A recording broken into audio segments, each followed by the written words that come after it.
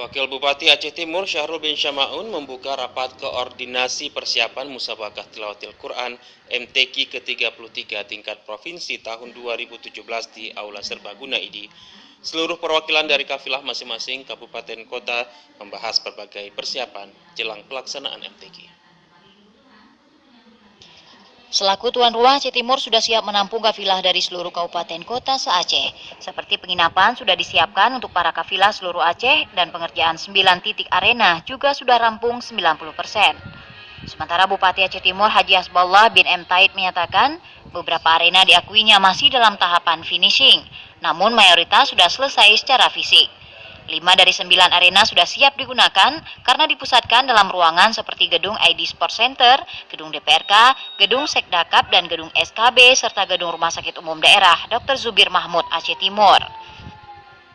Sudah, alhamdulillah juga semua kabupaten kota sudah kita siapkan sesuai dengan keadaan kafilahnya tetap tinggal di rumah warga.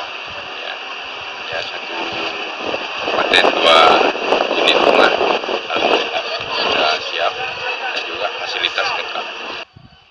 Dalam kesempatan tersebut, panitia penyelenggara juga memaparkan progres persiapan yang telah dilakukan, sedang berlangsung dan akan berlanjut.